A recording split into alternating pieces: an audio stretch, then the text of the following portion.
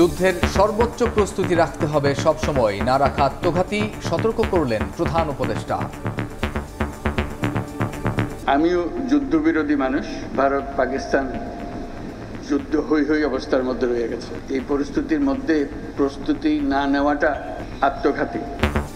বন্যায় 4 জেলার ক্ষতিগ্রস্তদের নতুন ঘর দিলেন প্রধান উপদেষ্টা। দুর্যোগে সেনাবাহিনীর ভূমিকার প্রশংসা।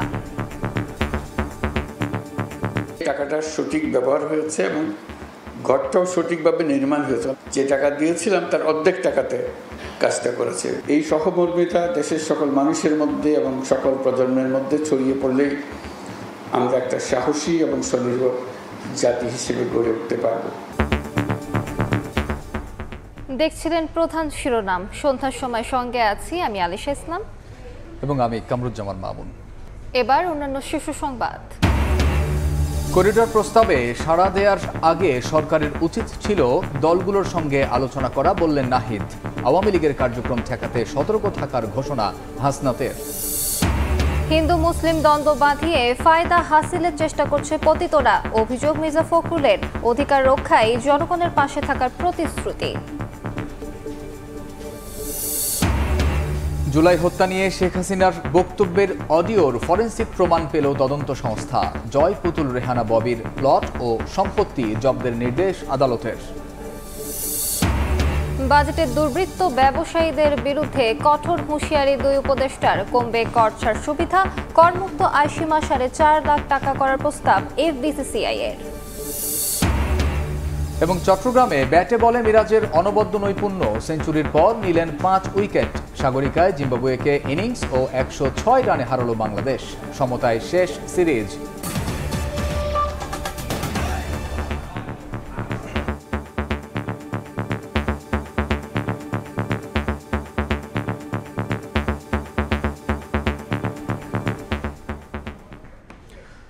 প্রধান উপদেষ্টা বলেছেন, যুদ্ধের আপত্তি থাকলেও বিশ্ব পরিস্থিতি অনুযায়ী প্রস্তুতি না নেয়া আত্মঘাতী।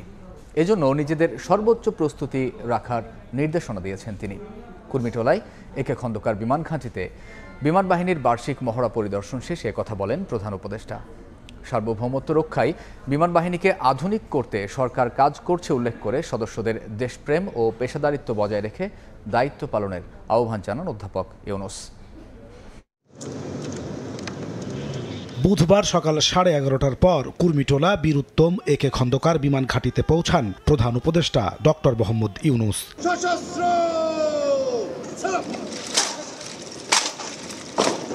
গার্ড অফ অনার প্রদান করে বিমান বাহিনীর একটি চৌকস দল। এরপর বিমান বাহিনীর মহড়া পরিদর্শন করেন প্রধান উপদেষ্টা। শত্রুর হামলা মোকাবেলা করে কিভাবে আকাশপথে পাল্টা আঘাত হানতে হয় তার মহড়া দেন বিমান সেনারা। এ সময় মিগ-29 সহ অত্যাধুনিক যুদ্ধ বিমানগুলো যুদ্ধক্ষেত্রের মতো মেলে ধরে নিজেদের। চলে প্যারা কমান্ডোদের নানা কসরত। শুধু তাই নয়, স্থলপথে শত্রুপক্ষের আক্রমণ প্রতিহত করে পাল্টা আক্রমণের রণকৌশলও প্রদর্শন করা হয় সেখানে। প্রধান উপদেষ্টা গভীর মনোযোগ দিয়ে উপভোগ করেন বিমান বাহিনীর বার্ষিকই মহড়া। পরে সংক্ষিপ্ত এক বক্তব্যে প্রধান উপদেষ্টা বলেন, নিজে যুদ্ধবিরোধী হলেও যুদ্ধ পরিস্থিতির মধ্য দিয়ে যাচ্ছে বিশ্ব। এই অবস্থায় প্রস্তুতি না নেওয়া আত্মঘাতী। অনেকের মতো আমিও যুদ্ধবিরোধী মানুষ। পৃথিবীতে যুদ্ধ হোক এটা আমরা কামনা করি না, কিন্তু এমন বিশ্বে আমরা বাস করি প্রতিনিয়ত যুদ্ধের হুমকি আমাদের ঘিরে থাকে। তো সেখানে প্রস্তুতি না নিয়ে থাকা এটা অসম্ভব হয়ে পড়ে। এখন আমরা যখন কথা বলছি তখন আমাদেরই কাছে ভারত পাকিস্তান যুদ্ধ হই হই অবস্থার মধ্যে রয়ে গেছে। তো কাজেই এই পরিস্থিতির মধ্যে প্রস্তুতি না নেওয়াটা আত্মঘাতী। দেশের স্বাধীনতা ও সার্বভৌমত্ব রক্ষার জন্য যুগোপযোগী বিমান বাহিনী গড়ে তুলতে সরকারের প্রচেষ্টা অব্যাহত রাখার কথা জানান ডক্টর ইউনুস। বিমান বাহিনীতে ভবিষ্যতে অত্যাধুনিক যুদ্ধ বিমান, হেলিকপ্টার, পরিবহন বিমান, radar, surface to air missile, UAV সংযোজনের জন্য সরকার বিমান বাহিনীকে সর্বোত্তম সহযোগিতা প্রদান করবে। এ সময় পেশাদারিত্ব ও দেশপ্রেমে উজ্জীবিত হয়ে বিমান বাহিনীকে দায়িত্ব পালনের আহ্বান জানান প্রধান উপদেষ্টা ডক্টর মোহাম্মদ ইউনূস। এটি আমাদের সার্বভৌমত্ব রক্ষায়। নাজমুস সালেহী, সময় সংবাদ, ঢাকা। এর আগে সকালে বন্যায় ক্ষতিগ্রস্তদের বিশেষ আবাসন প্রকল্পের আওতায় নির্মিত ঘরের চাবি বিতরণ করেন উপদেষ্টা ডক্টর মোহাম্মদ ইউনূস। প্রধান উপদেষ্টার কার্যালয়ে অনুষ্ঠানে তিনি বলেন, সবার সহযোগিতা অব্যাহত থাকলে সাহসী ও স্বনির্ভর জাতি গড়ে তোলা সম্ভব। দুর্যোগে মানুষের পাশে দাঁড়িয়ে সেনাবাহিনী দৃষ্টান্ত স্থাপন করেছে বলেও মন্তব্য করেন ডক্টর মোহাম্মদ ইউনূস। 2024 সালের আগস্ট সেপ্টেম্বরে বন্যা আঘাত হানে দেশের দক্ষিণ পূর্বাঞ্চলের নোয়াখালী, ফেনী, কুমিল্লা ও চট্টগ্রাম জেলায়। বন্যার পরে পুনর্বাসনের আওতায় 4 জেলায় 300 ঘর নির্মাণের সিদ্ধান্ত নেয় সরকার। বুধবার সকালে প্রধান উপদেষ্টার তেজগাঁওয়ের কার্যালয়ে বিশেষ আবাসন প্রকল্পের আওতায় নির্মিত এসব ঘরের চাবি ভার্চুয়ালি হস্তান্তর করেন ডক্টর মোহাম্মদ ইউনূস। এখন আমি খুবই আনন্দিত, কারণ আমি একটা উন্নত মানের ঘর পেয়েছি। এই প্রকল্প বাস্তবায়নে কাজ করেছে বাংলাদেশ সেনাবাহিনী। অনুষ্ঠানে অংশ নিয়ে সেনাপ্রধান জেনারেল ওয়াকারুজ্জামান বলেন, দুর্যোগে সবসময়ই দেশের মানুষের পাশে দাঁড়িয়েছে বাংলাদেশ সেনাবাহিনী। ভবিষ্যতে সরকার যদি এই ধরনের কোনো কাজ দেয়, আমরা অবশ্যই অত্যন্ত নিষ্ঠার সাথে কাজটা সম্পূর্ণ করে দেব। দুর্যোগে মানুষের পাশে দাঁড়ানোই দায়িত্ব উল্লেখ করে প্রধান উপদেষ্টা বলেন, বিগত সময়ে প্রকল্পের টাকা লোড হলেও এবার নির্ধারিত বাজেটের অর্ধেক টাকায় মানসম্মত কাজ হয়েছে। যে টাকা দিয়েছিলাম তার অর্ধেক টাকাতে কাজটা করেছে। ওটা উল্টো খবর। সাধারণত যে টাকা দেওয়া হয় তার থেকে দ্বিগুণ আবার চাওয়া হয়। এটা যা দেওয়া হয়েছিল তার অর্ধেক ব্যবহার হয়েছে। এই অর্ধেক টাকাতেই 300 ঘর তৈরি হয়েছে। এটাও একটা আনন্দের খবর। আমরা সহযোগিতা ও সহমর্মিতার ধারা অব্যাহত থাকলে সাহসী ও স্বনির্ভর জাতি গড়ে তোলা সম্ভব বলে মন্তব্য করেন ডক্টর মোহাম্মদ ইউনূস। এই সহমর্মিতা দেশের সকল মানুষের মধ্যে এবং সকল প্রজন্মের মধ্যে ছড়িয়ে পড়লেই আমরা একটা সাহসী এবং স্বনির্ভর জাতি হিসেবে গড়ে উঠতে পারব। আর বন্যার্তদের সহযোগিতায় আগামীতেও সরকার সহায়তা অব্যাহত রাখবে বলে জানান প্রধান উপদেষ্টা। শাকির আহমেদ, সময় সংবাদ, ঢাকা। হিন্দু মুসলিম দ্বন্দ্ব বাঁধিয়ে পতিতরা ফায়দা হাসিলের চেষ্টা করছে অভিযোগ করে বিএনপি মহাসচিব বলেছেন, বিভাজন ভুলে নতুন দেশ গঠনে সবাইকে এগিয়ে আসতে হবে। গত 15 বছর আওয়ামী লীগ সরকার মানুষকে ভোট দিতে দেয়নি দাবি করে মির্জা ফখরুল বলেন, জনগণ তাদের সরকার প্রতিষ্ঠায় দ্রুত নির্বাচন চায়। দেশের মানুষ বিএনপিকে ভোট দিক আর না দিক, জনগণের অধিকার রক্ষায় তাদের পাশে আছেন বলেও জানান মির্জা ফখরুল ইসলাম আলমগীর। 3 দিনের সফরে নিজ গ্রামের বাড়ি ঠাকুরগাঁওয়ে নানা সামাজিক অনুষ্ঠানে যোগ দিয়ে ব্যস্ত সময় কাটালেন বিএনপি মহাসচিব মির্জা ফখরুল ইসলাম আলমগীর। বিভিন্ন শ্রেণী পেশার মানুষের পাশাপাশি ভিন্ন ধর্মাবলম্বীদের সঙ্গেও মতবিনিময় করেন তিনি। বুধবার বিকেলে ঠাকুরগাঁও সদরের বড়গা ইউনিয়নের কিসমত কিশোরবাড়ি লক্ষ্মীরহাট উচ্চ বিদ্যালয় মাঠে সনাতন ধর্মাবলম্বীদের সঙ্গে মতবিনিময় সভায় যোগ দেন বিএনপি মহাসচিব। হিন্দু মুসলিম বিভেদ তৈরি করে ষড়যন্ত্রকারীরা ফায়দা নেওয়ার চেষ্টা করছে অভিযোগ করে মির্জা ফখরুল হুঁশিয়ারি করেন, বিভাজন করে দেশে অস্থিরতা তৈরি করতে দেয়া হবে না। এখানে তো কিছু লোক বসে আছে এই জন্য এই গোলমাল লাগাবে আমাদের ভাই বোনদের মধ্যে, ভাইদের মধ্যে, যাতে তাদের ফায়দা হাসিল হয়। ওই ফায়দাটা আমরা হাসিল করতে চাই না। আসুন আমরা নিজের মধ্যে কোনো বিভাজন সৃষ্টি না করি, আমরা সবাই এক হই, একটা লক্ষ্যে যে আমাদের দেশটাকে আমরা গড়ে তুলব, শান্তি প্রতিষ্ঠা করব, ওইখানে গণতন্ত্র প্রতিষ্ঠা করব। ভোটাধিকার প্রতিষ্ঠায় দেশের মানুষ শিগগিরই নির্বাচন চায় দাবি করে মির্জা ফখরুল বলেন, জনগণ বিএনপিকে ভোট দিক আর না দিক, অধিকার রক্ষায় সবার পাশে থাকবে তার দল। আমরা যেটা চাচ্ছি যে একটা নির্বাচন যারা হয়, যারা তার নির্বাচনটা হলে আমরা ভোট দিয়ে একটা সরকার গঠন করতে পারি। যে সরকার থেকে গঠন হোক ওটা তো আমাদের সরকার হবে, তাই না? জনগণের সরকার হবে। আপনারা আমাদেরকে ভোট দেন আর না দেন যাই আসে না, কিন্তু আপনাদের পাশে আমরা আছি। আপনাদের যে অধিকার, সে অধিকারকে রক্ষা করার দায়িত্ব আমাদের। এর আগে সকালে মাদার তেরেসা স্কুলে শিক্ষার্থী ও খ্রিস্টীয় সম্প্রদায়ের মানুষের সঙ্গে মতবিনিময় সভায় অংশ নিয়ে মির্জা ফখরুল বলেন, জুলাই আগস্টে ছাত্র জনতা নতুন করে গণতান্ত্রিক বাংলাদেশ গড়ার সুযোগ করে দিয়েছে। আহমেদ সালেহীন, সময় সংবাদ, ঠাকুরগাঁও। রাখাইনে ত্রাণ পৌঁছাতে মানবিক করিডোরের প্রস্তাবে সাড়া দেওয়ার আগে রাজনৈতিক দলগুলোর সঙ্গে সরকারের আলোচনা করা উচিত ছিল বলে মনে করেন জাতীয় নাগরিক পার্টির আহ্বায়ক নাহিদ ইসলাম। দুপুরে গণসংহতি আন্দোলনের সঙ্গে বৈঠক শেষে নাহিদ বলেন, সংস্কার ও বিচারের দাবিতে যে কোনো রাজনৈতিক দলের সঙ্গে মাঠ পর্যায়ে ঐক্য করতে রাজি এনসিপি, তবে নির্বাচন প্রশ্নে জোট গঠনে তার দল আগ্রহী নয়।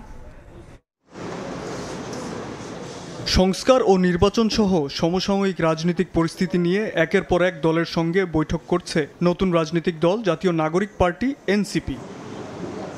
এরই ধারাবাহিকতায় বুধবার পল্টনে ইসলামী আন্দোলন বাংলাদেশের কার্যালয়ে দলটির সঙ্গে বৈঠকে বসে এনসিপি। পরে সাংবাদিকদের প্রশ্নোত্তরে দলটির আহ্বায়ক নাহিদ ইসলাম বলেন, রাখাইনে করিডোর প্রস্তাবে সাড়া দেওয়ার আগে সরকারের উচিত ছিল রাজনৈতিক দলগুলোর সঙ্গে আলোচনা করা। এই মানবিক করিডোরের বিষয়ে বিভিন্ন রাজনৈতিক দল কনসার্ন দেখিয়েছে, বক্তব্য দিয়েছে। আমরা সেই বক্তব্যগুলোর সাথে একমত পোষণ করছি যে এরকম একটা গুরুত্বপূর্ণ বিষয়ে সিদ্ধান্ত নেওয়ার জন্য অবশ্যই রাজনৈতিক দলগুলোর সাথে আলোচনা করে নেওয়া প্রয়োজন ছিল।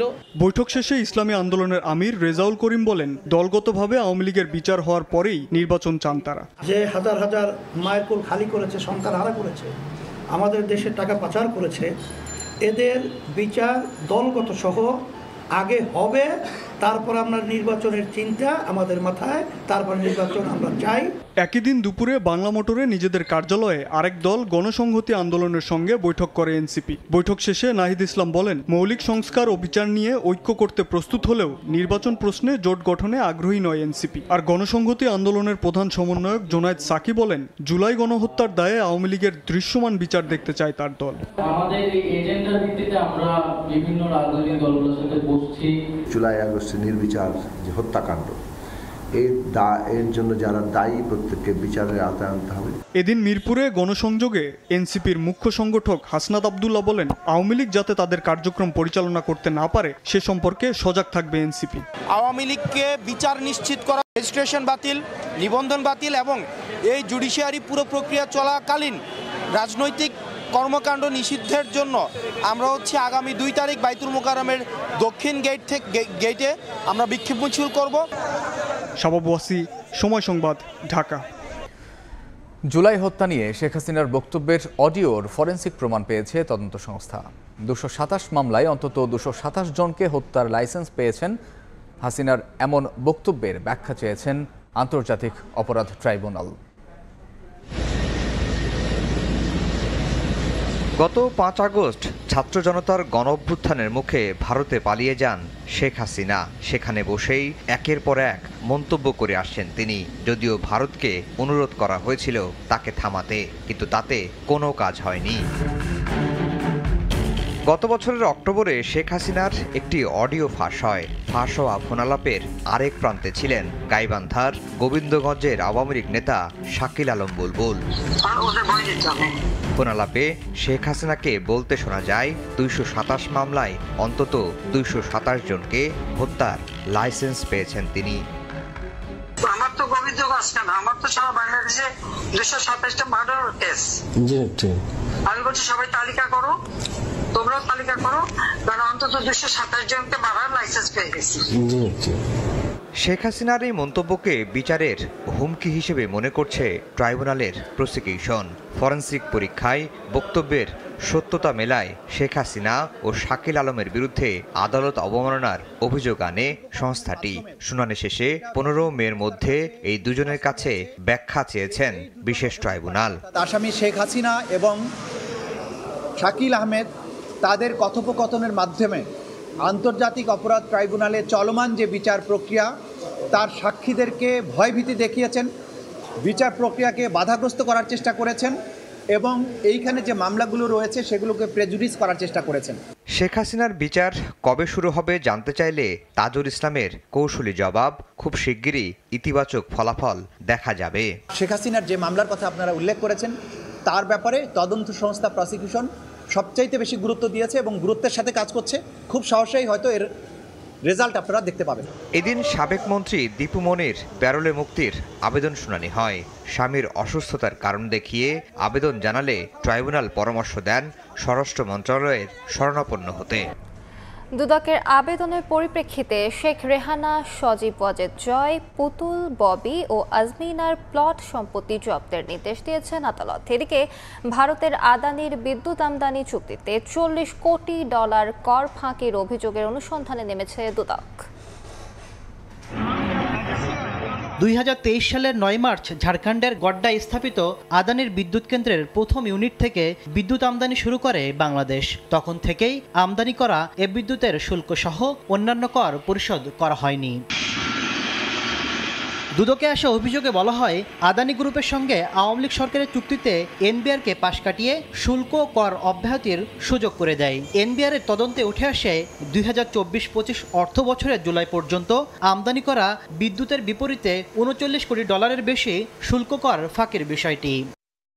অভিযোগ আমলে নিয়ে এই দুর্নীতির আদ্যপ্রান্ত খুঁজে বের করতে অনুসন্ধান কমিটি গঠন করেছে দুদক। জনাব ডক্টর আহমেদ কায়কাউস, সাবেক বিদ্যুৎ ও জ্বালানি সচিব ও সংশ্লিষ্ট কর্তৃপক্ষ বিদ্যুৎ উন্নয়ন বোর্ডের বিরুদ্ধে এনবিআরকে পাশ কাটিয়ে আদানির সঙ্গে চুক্তি করে সরকারের 4,500 কোটি টাকা শুল্ক ফাঁকির অভিযোগ অনুসন্ধান চলছে। এদিকে প্রতিনিয়ত বের হচ্ছে শেখ পরিবারের সম্পদের নতুন নতুন ফেরিস্তি। নতুন করে সাইমা ওয়াজেদ পুতুলের নামে পাওয়া গেছে রাজধানী বারিধারায় প্রায় 5 কোটি টাকা মূল্যের প্লট। এছাড়া শেখ রেহেনা, সজীব ওয়াজেদ জয়, সাইমা ওয়াজেদ পুতুল, রাদওয়ান মুজিব সিদ্দিক ববি, আজমিনা সিদ্দিকের নামে খুলনার দিঘিলিয়ায় জমি এবং শেখ রেহেনার নামে গোপালগঞ্জের টুঙ্গিপাড়ায় থাকা 19% জমির সন্ধান পেয়েছে দুদক। এসব সম্পদ আদালতে জব্দের আবেদন করলে আদালত মঞ্জুর করে প্রশাসক নিয়োগের নির্দেশনা জারি করেন। 6 কোটি টাকার বেশি সন্দেহজনক লেনদেন ও 90 লাখ টাকার অবৈধ সম্পদ অর্জনের অভিযোগে সাবেক প্রবাসী কল্যাণমন্ত্রী ইমরান আহমেদের বিরুদ্ধে মামলা করেছে দুদক। তাসলিম তৌহিদ, সময় সংবাদ, ঢাকা। প্রতিশ্রুতির ফুল এবারের বাজেট হবে বাস্তবায়নযোগ্য। কমে আসবে কর ছাড়ের সুবিধা, তবে বাড়বে না করের বোঝা। কোনো ব্যবসায়ী গোষ্ঠীর বিশেষ সুবিধা নেয়ার সুযোগও থাকবে না বলেও জানান অর্থ ও বাণিজ্য উপদেষ্টা। বাজেটকে সামনে রেখে প্রতি বছর শীর্ষ ব্যবসায়ীদের সঙ্গে পরামর্শক সভায় বসে রাজস্ব বোর্ড। এবারের সভায় ব্যবসায়ীরা নানামুখী কর ছাড়ের দাবি জানান। পাশাপাশি করমুক্ত আয়সীমা বাড়ানো ও ভ্যাট নিয়ে জটিলতা কমানোর আহ্বান উঠে আসে।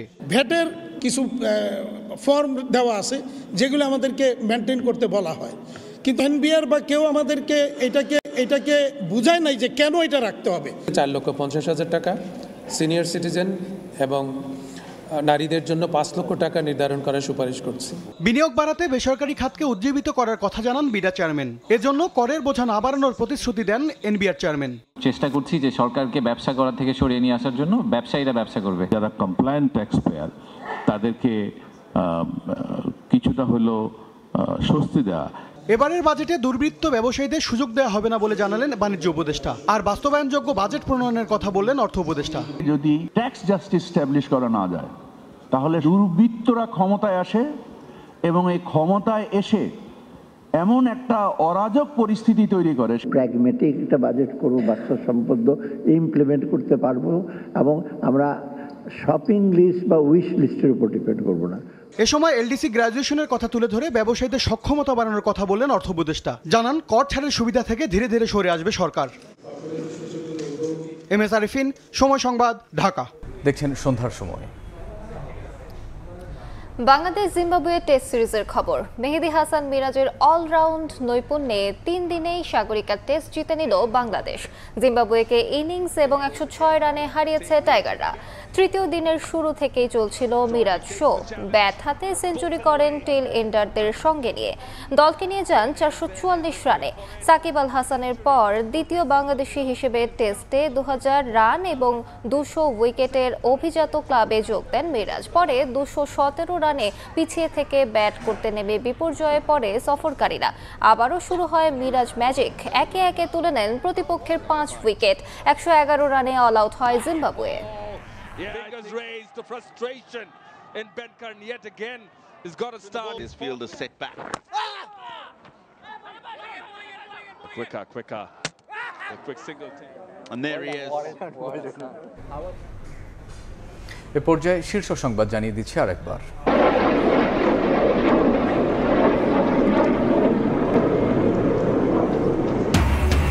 যুদ্ধের সর্বোচ্চ প্রস্তুতি রাখতে হবে সবসময়, না রাখা আত্মঘাতী, সতর্ক করলেন প্রধান উপদেষ্টা। সার্বভৌমত্ব রক্ষায় বিমান বাহিনীকে যুগোপযোগী করেছে সরকার। এবং করিডোর প্রস্তাবে সাড়া দেওয়ার আগে সরকারের উচিত ছিল দলগুলোর সঙ্গে আলোচনা করা, বললেন নাহিদ। আওয়ামী লীগের কার্যক্রম ঠেকাতে সতর্ক থাকার ঘোষণা হাসনাতের।